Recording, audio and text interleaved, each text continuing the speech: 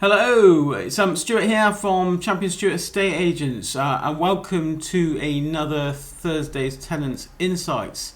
Last episode I talked about tenant referencing, and today I'm just going to talk about obviously the tenancy paperwork. So obviously if the referencing is all being done and you have been accepted, obviously the next step before you get the keys is to obviously complete all the tenancy paperwork. Now these days there is a fair bit of important documents that you will receive. So obviously you're going to get your the tenancy agreement, the AST. You're going to need to be served the prescribed information about where your deposit is being protected.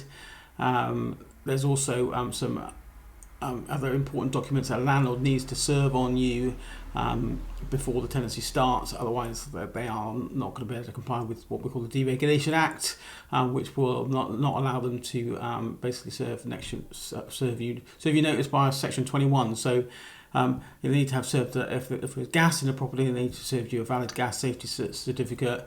They'll also need to serve you with a valid EPC as well before you move in.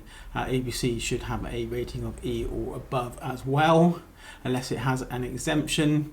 They also need to serve you with the How to Rent guide, so that needs to be served on you as well. And also now all new tenancies need to be served a copy of the installation condition report as well before you move in. But that currently doesn't affect being able to serve notice on you, but it is a legal requirement for your landlord to serve that onto you. So obviously there's quite a lot of documents that need to be served on the tenant, and obviously important documents. So it's always a good idea to make sure you read them thoroughly. If you're not sure about anything, any questions, terms, then obviously please do ask your landlord, let an agent about them, get the clarification on the matter.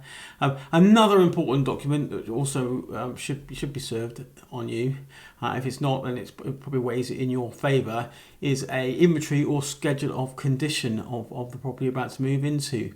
Obviously most people, majority of people will pay a damage deposit on the property, or a deposit to cover any unpaid rent. Maximum that can be taken is 5 weeks rent.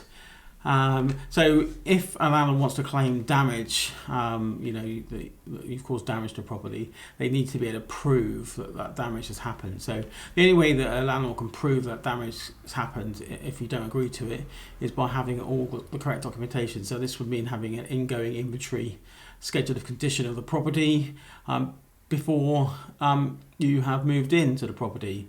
And obviously when you move out, they have a checkout report done. So obviously if there's any damage to the property, then that can be shown on these reports, so a photographic report. Obviously subject to fair wear and tear, because obviously if you've been in a property for like 5-6 years, and there's going to be some wear and tear, there's going to be some scuffs and marks on the walls, and those kind of walls will probably need to be repainted. But that is not obviously down to the tenant, probably down to the landlord, unless it's really excessive wear and tear. The other important point to note as well is meter readings. I mean, if you have an inventory schedule of condition, the meter readings when that was done should be on that report. But obviously, it's well worth making sure that you've taken note of your electric, gas, and water readings when you move into the property, because obviously the bills will be put into your name using those readings. So always worthwhile taking a note of those to make sure that when you do get your first bills that they do tally up. So there is quite a lot bit of paperwork involved. Obviously it is there to protect both parties, yourselves and the landlord. So obviously just make sure you review it all.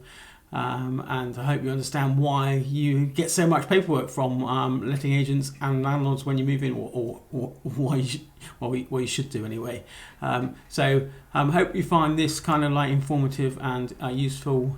If you do have any questions, then feel free to reach out and drop me a message.